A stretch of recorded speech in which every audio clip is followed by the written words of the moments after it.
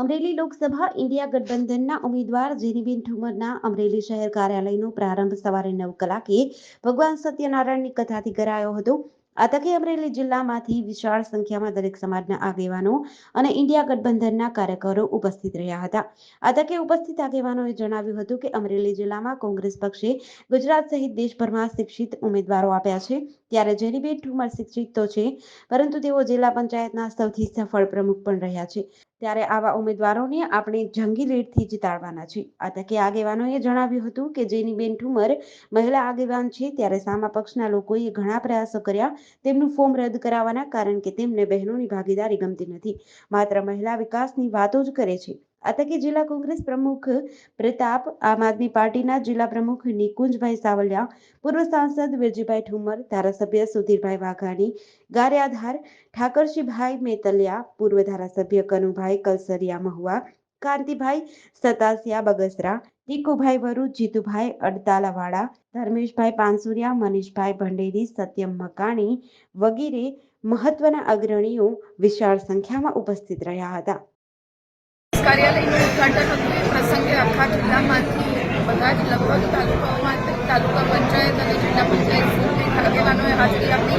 ખૂબ ઉત્સાહ સાથે લોકો રહ્યા। હું હંમેશાથી જ્યારથી મારી ઉમેદવારી જાહેર થઈ છે શીર્ષ નેતૃત્વના માધ્યમથી ત્યારથી હું કહેતી આવી છું કે અમરેલીમાં જે 26માંથી 26 બેઠકોના સપના ગુજરાતમાં જોવે છે એની બ્રેક અમરેલીમાંથી લાગવાની છે। હવે ધીમે ધીમે આ વાત એ ઘર ઘર સુધી પહોંચી છે અને ઘર ઘર સુધી આ સંદેશો છે કે આ વખતે અમરેલીમાં પરિવર્તન લાવવાનું છે અને જેની ઠુમરને દિલ્હી સુધી પહોંચાડવાની છે। અમરેલીના અવાજ હું અત્યારે આટલા કોન્ફિડન્સથી એટલા માટે જ બોલી શકું છું કે જે પ્રમાણે મેં 14 તાલુકાઓનો પ્રવાસ કર્યા એ પ્રમાણે મને આઈડિયા આવી ગયો કે લોકોને પરિવર્તનનો મૂળ એમની પોતાની વેદનાઓ માટે એક શિક્ષિત મહિલા આગેવાન તરીકે હું ઉભરીને આવું અને અવાજ બની શકું, અમરેલી જિલ્લાની તરીકે અવાજ બની શકું, વેદના જિલ્લા પંચાયતના પ્રમુખ તરીકે મેં જે અનુભવી છે લોકો માટેની એનો અવાજ બની શકું, એટલે લોકોમાં ક્યાંક વિશ્વાસ પ્રસ્થાપિત કરવાનો હતો એમાં હું સંપૂર્ણપણે સફળ રહી છું અને જે સંદેશો મારે પહોંચાડવાનો હતો એ ખૂબ સારા પ્રતિસાદના માધ્યમથી મેં પહોંચાડવામાં પણ ઘણો બધો ફાયદો।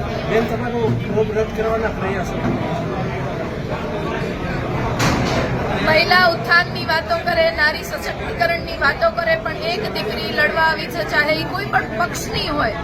વડાપ્રધાન જ્યારે સ્ત્રીઓને આગળ વધારવા માટે, મહિલાઓને આગળ વધારવા માટે આટલા બધા ભાષણો અને આટલી બધી વાતો કરતા હોય ત્યારે કથની ને કરણીમાં સંપૂર્ણપણે ફરક છે। એ આજે આ ફોર્મની જે 2 દિવસની પ્રક્રિયાઓ હતી એમાં સરકારે સાબિત કરી દીધું છે।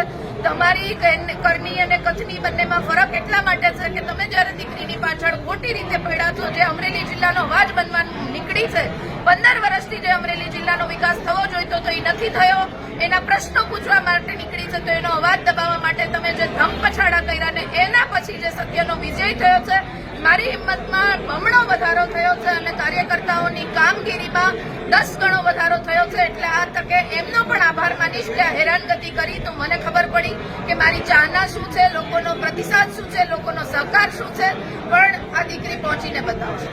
જેડીસી ન્યૂઝ સાથે મૌલિક દોશી, અમરેલી।